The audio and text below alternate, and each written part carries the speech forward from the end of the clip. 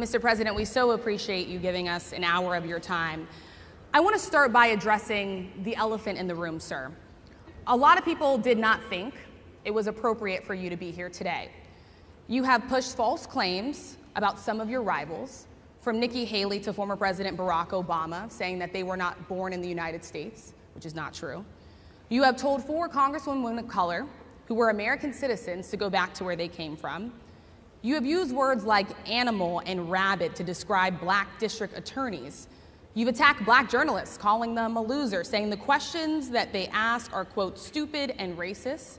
You've had dinner with a white supremacist at your Mar-a-Lago resort. So my question, sir, now that you are asking black supporters to vote for you, why should black voters trust you after you have used language like that? Well, first of all, I don't think I've ever been asked a question in such a horrible manner. First question. You don't even say, hello, how are you? Are you with ABC? Because I think they're a fake news network, a terrible network. And I think it's disgraceful that I came here in good spirit. I love the black population of this country. I've done so much for the black population of this country, including employment, including opportunity zones with Senator Tim Scott of South Carolina, which is one of the greatest programs ever for black workers and black entrepreneurs. I've done so much, and and I say this, historically black colleges and universities were out of money, they were stone cold broke, and I saved them, and I gave them long-term financing, and nobody else was doing it. I think it's a very rude introduction. I don't know exactly why you would do something like that. And let me go a step further. I was invited here, and I was told my opponent, whether it was Biden or Kamala, I was told my opponent was going to be here. It turned out my opponent isn't here. You invited me under false pretense. And then you said, you can't do it with Zoom. Well, where's Zoom? She's going to do it with Zoom, and she's not coming. And then you were half an hour late. Just so we understand, I have too much respect for you to be late. They couldn't get their equipment working or something was wrong. Mr. President, I would love if you can answer the question on your rhetoric and why you believe that black voters should trust you with another 4 years. I have been the best president for the black population since Abraham Lincoln. That's my answer. Better than President Johnson, who signed the Voting Rights Act? And for you to start off a question and answer period, especially when you're 35 minutes late because you couldn't get your equipment to work, in such a hostile manner, I think it's a disgrace. Let me just ask a follow-up, sir, and then we'll move on to other questions here. Some of your own supporters, including Republicans on Capitol Hill, have labeled Vice President Kamala Harris, who is the first black and Asian American woman to serve as vice president and be on a major party ticket, as a DEI hire. Is that acceptable language to you? And will you tell those Republicans and those supporters to stop it? How do you define DEI? Go ahead. How do you define diversity, equity, inclusion? Okay, yeah, go ahead. Is that what your definition? That is give me a literally definition the then. Would you give me a definition DEI. of that?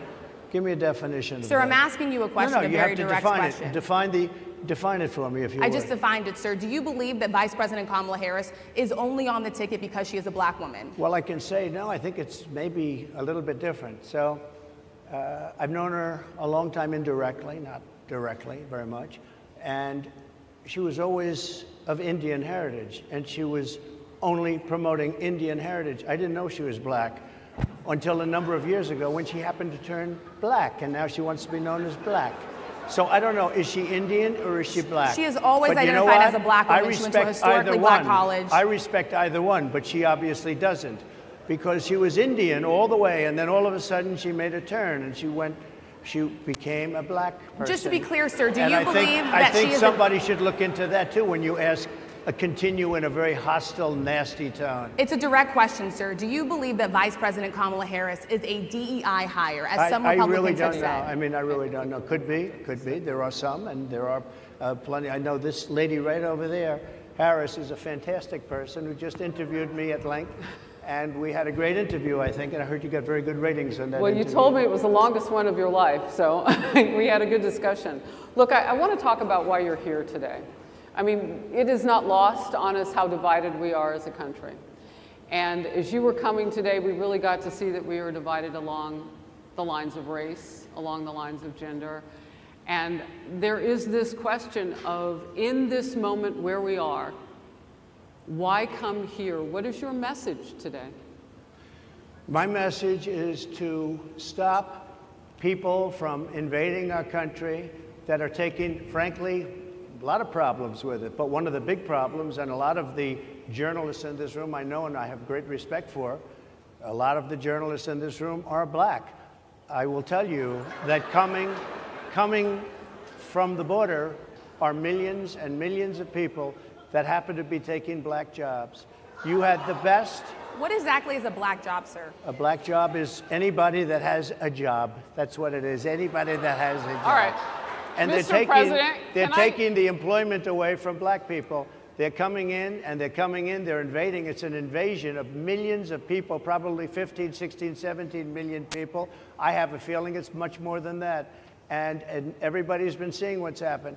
The first group of people, the black population, is affected most by that. And Kamala is allowing it to happen. She's the border czar. She's the worst border czar in the history of the world. There's never been a border czar like this. She's never even essentially been. She said she was there once, but not the right part of the border.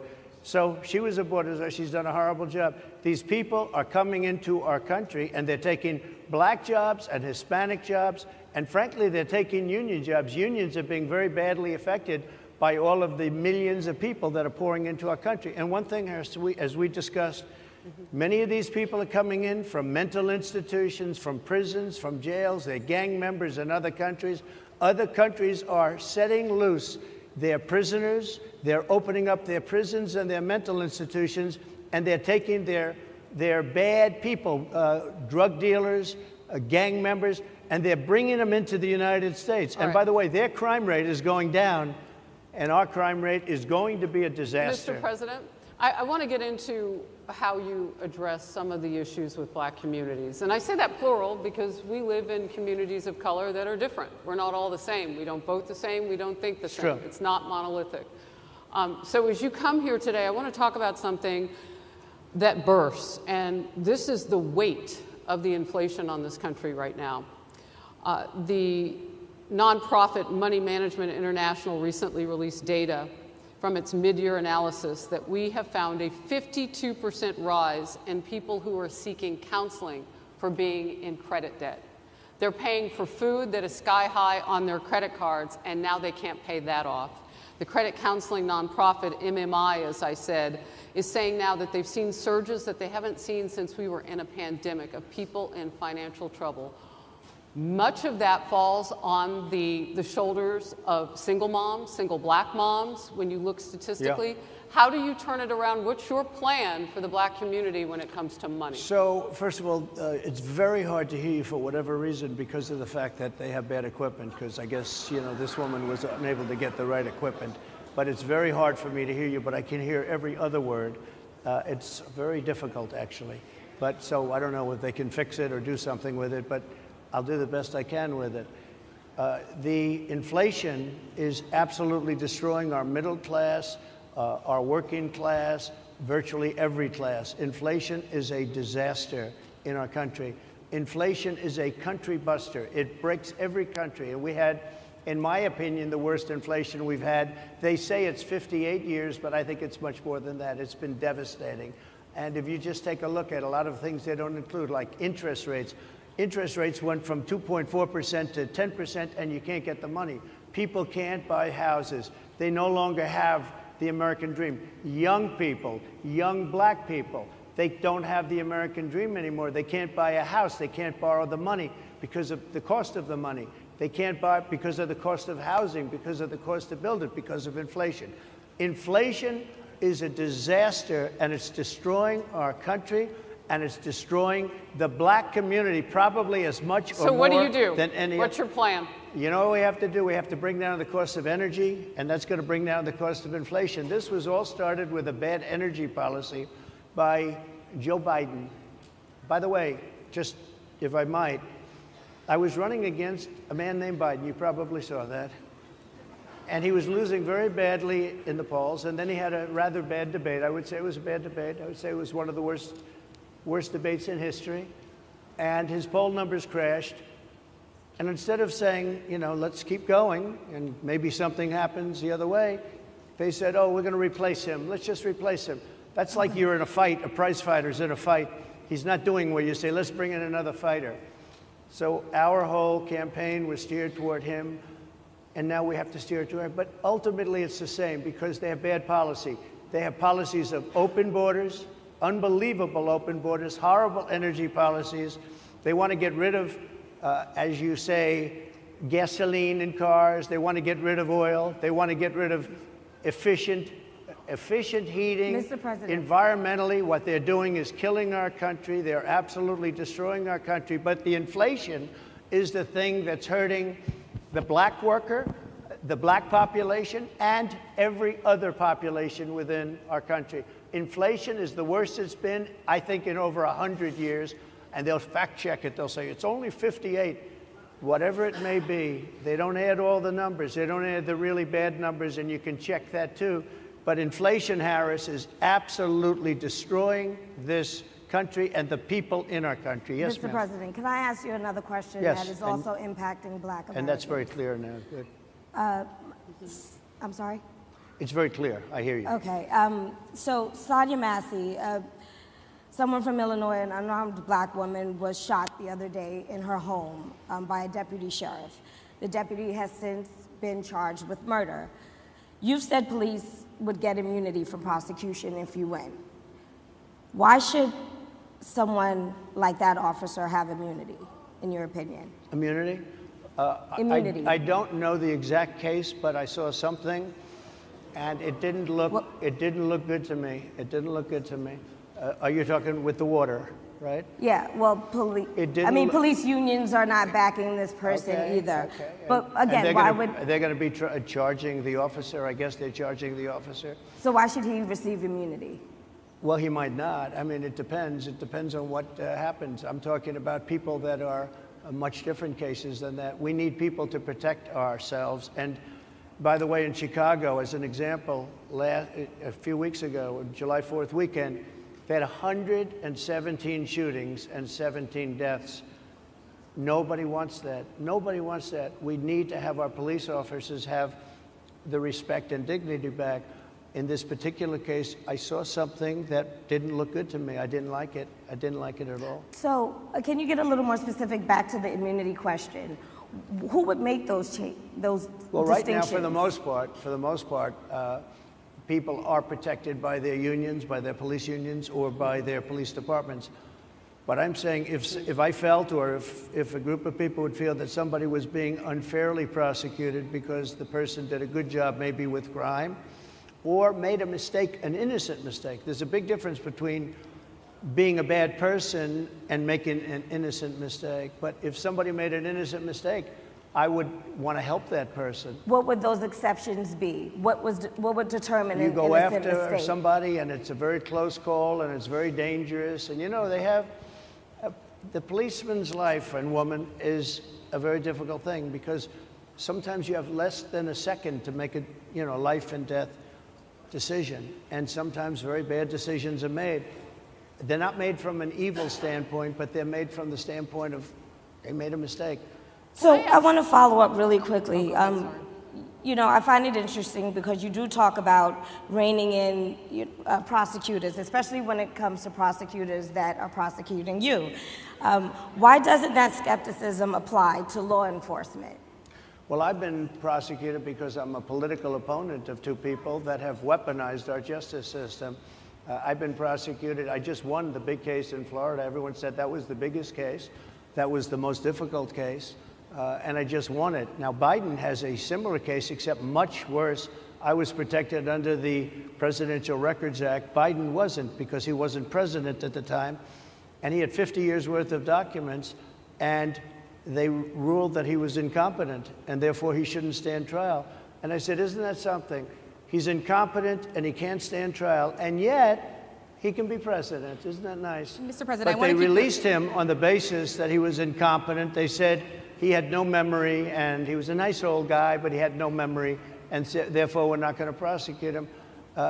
I won the case, and it got very little publicity. I didn't notice ABC doing any publicity on it, George. We cover you extensively, sir. I'd love to move over onto different topics. I didn't notice you do any publicity on it at all. I won the case, the biggest case. This is an attack on a political opponent. I have another one where I have a hostile judge. We have you for a limited time, sir. I'd love to move on to different topics. No, excuse me. You're the one that held me up for 35 minutes, just so you understand.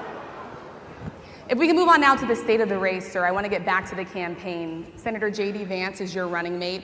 He's had a lot of controversy lately, and I want to read you a few things that he has said in the past. He said the Democrats running the country are a bunch of childless cat ladies who are miserable at their own lives and the choices they've made, and so they want to make the rest of the country miserable too. He's not talking here about how great it is to be a parent. He's attacking what he says are the choices people are making to not have children. Did you know that he had these views about people who do not have children before you picked him to be your running mate, and do you agree with him? No, I know this. He is very family-oriented, and he thinks family is a great thing.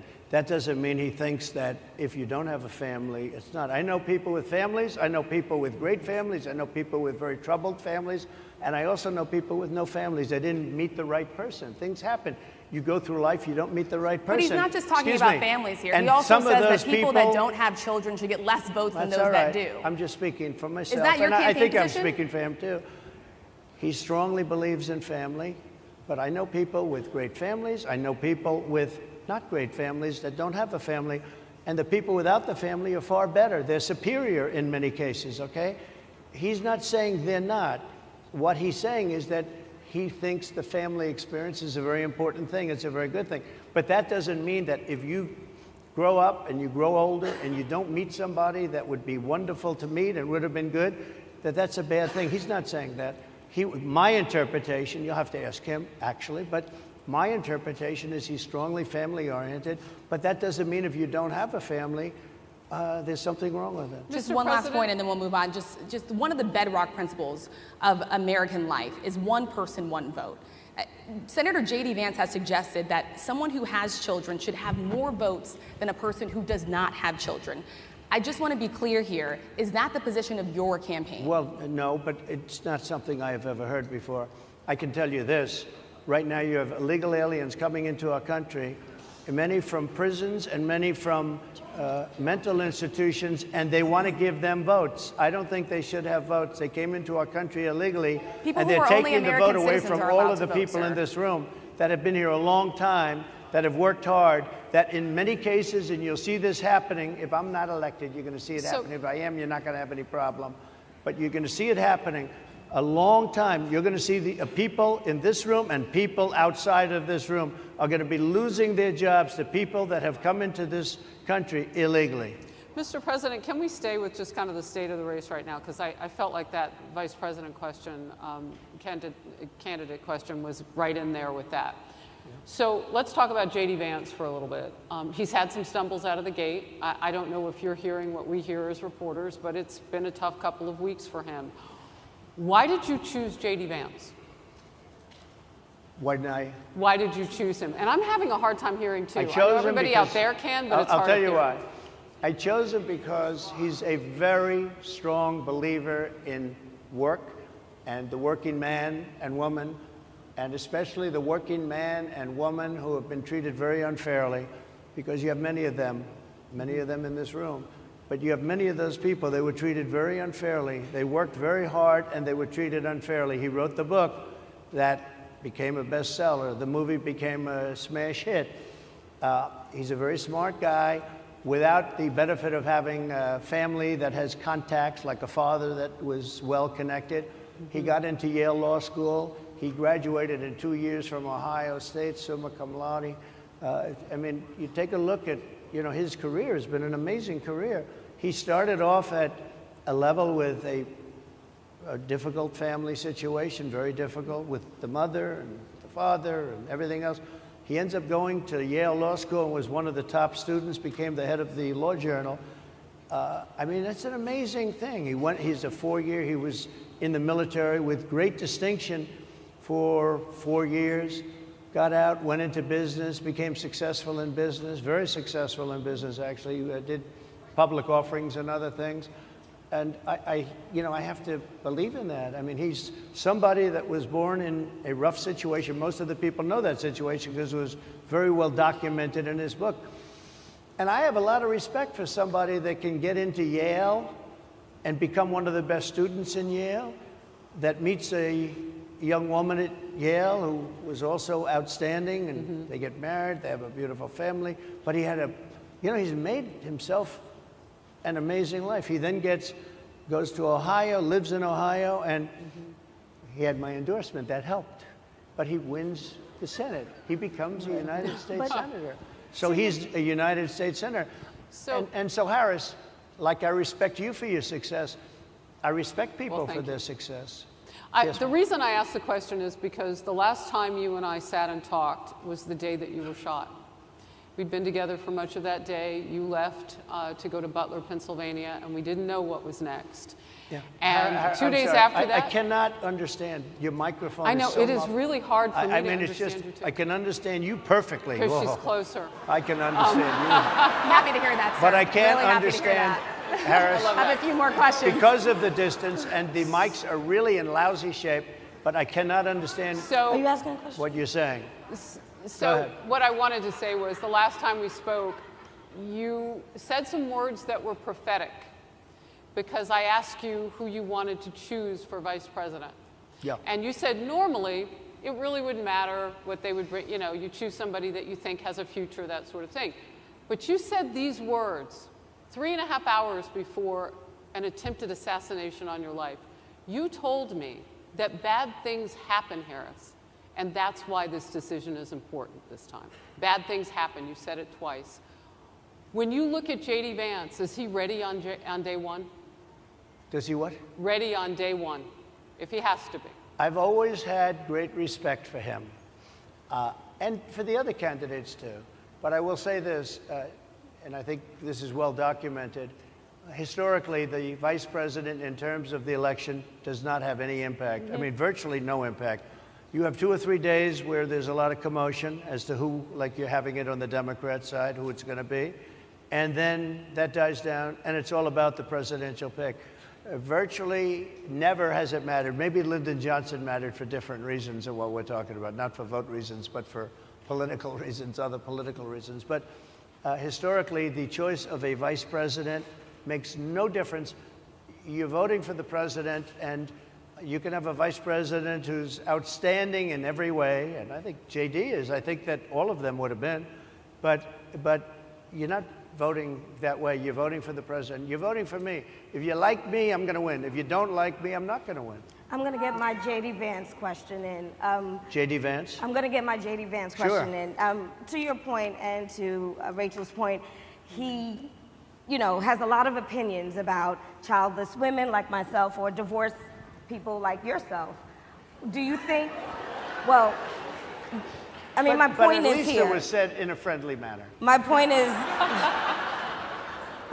do you think the Republican Party is getting a little bit too judgy about people's lives when you think about abortion or when you think about what J.D. Vance is saying?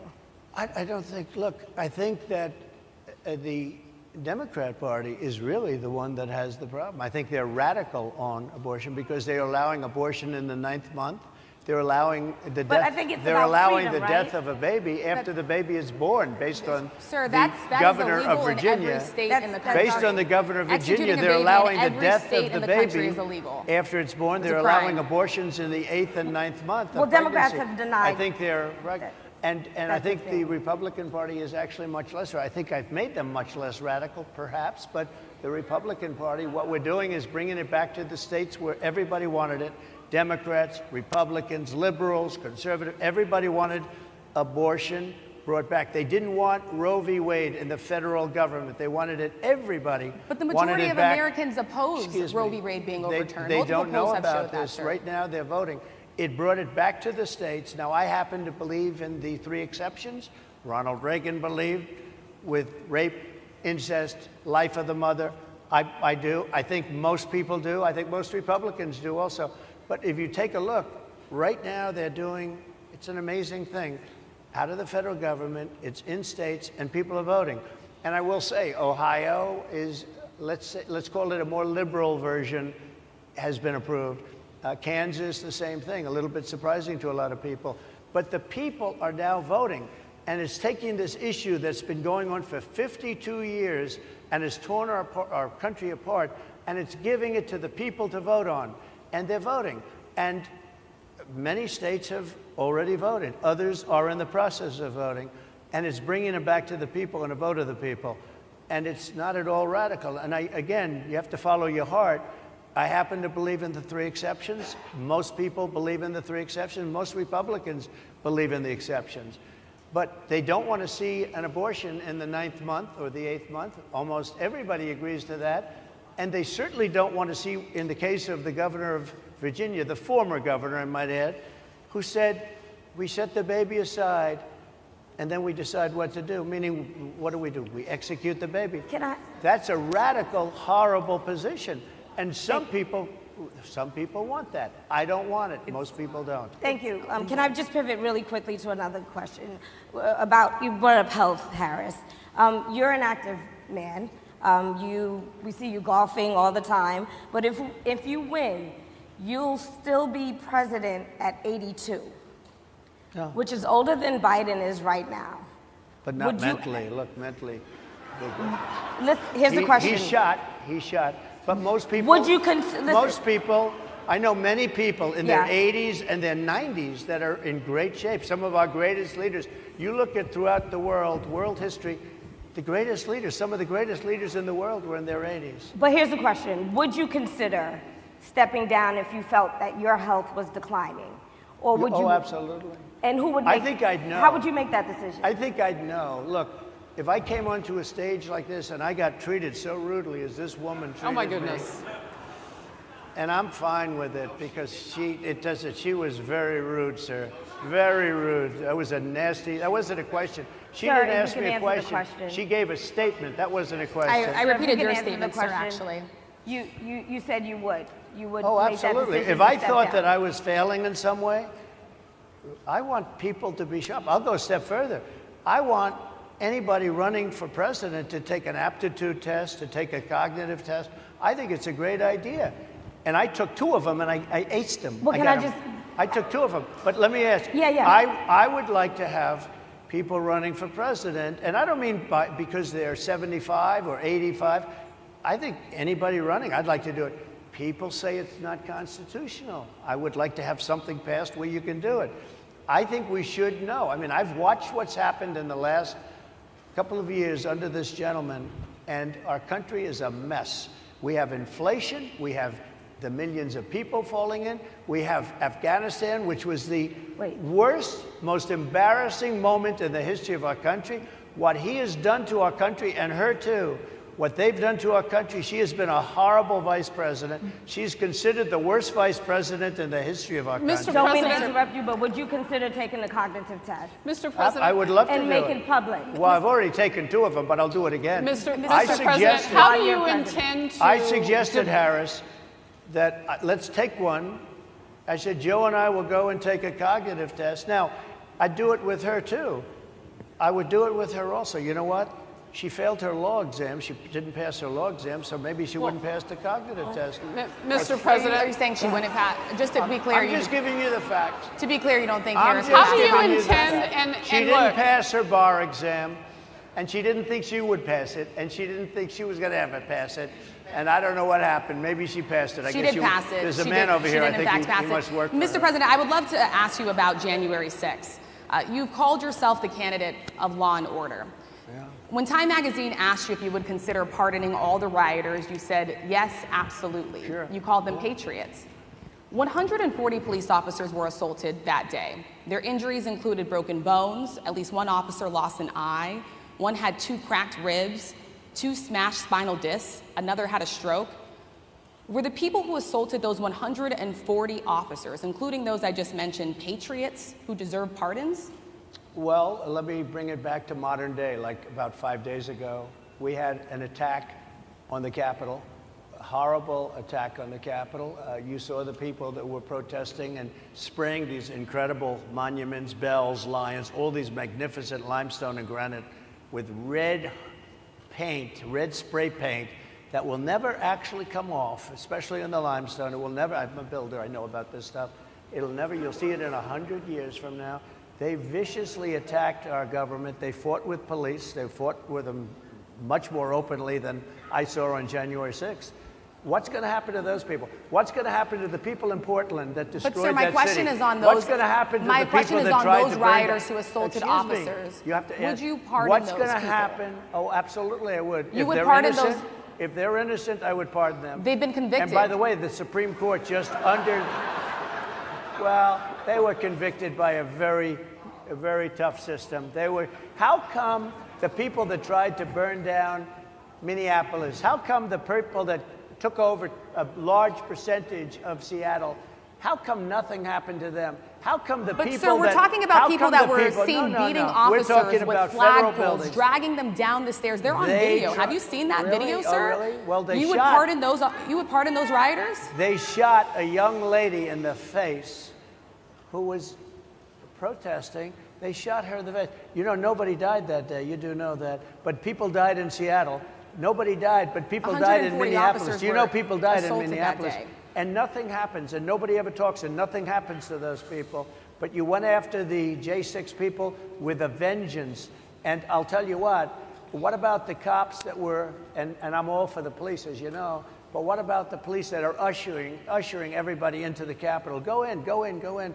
What about that? Look, nothing is perfect in life. But you have people from Minneapolis, you have people just from 5 days ago in Washington, D.C. They were having fistfights and fighting with the police. They were spraying and destroying, they were desecrating our monuments in Washington, D.C. 5 days ago, and nothing happened to them. And you can't have two systems of justice. That's why they went after me as a political opponent, because they felt they couldn't win without doing that. And we're going to win our cases, and we're going to be vindicated. But I have to spend a lot of time on that, and money. That's what they want. After the election, they won't care. Although in my case, I think they probably will, because the hatred is pretty deep. But I'll tell you, they went after me as a political opponent. That's never happened in our country before, and it sets a terrible, terrible precedent. What do you do on day one if you win? What's your first thing? What do? I close the border. And I do two things, because I can do a lot of things simultaneously. I close the border. We don't want people coming in. We want people to come in, Harris, but they have to be vetted. They have to be checked. They have to come in legally. I want people to come into our country, but they have to be vetted. They have to be checked. So when you say, what do? That, and I drill, baby, drill. I bring energy way down. I bring interest rates down. I bring inflation way down so people can buy bacon again, so people can buy a ham sandwich again, so that people can go to a restaurant and afford it. Because right now, people can't buy food. Your grocery bills are up 40, 50, 60%, right? She's agreeing to me. Oh, she's agreeing. Thank you. I like you very much. Mr. President, I think we are. But it's true. Your grocery bills are up. And then they're mandating that you buy an all-electric car. You know, Elon Musk endorsed me, and he's a friend of mine. He's a good guy. He's a smart guy. But I'm against everybody having an electric car, okay? I'm very much against that. You have to be able to, if you want a hybrid or if you want a gasoline-propelled car. But, you know, we have more liquid gold, gasoline, oil, under our feet than any other country. More than Saudi Arabia, more than Russia, more than any other country. I want to use it. I want to use what we have.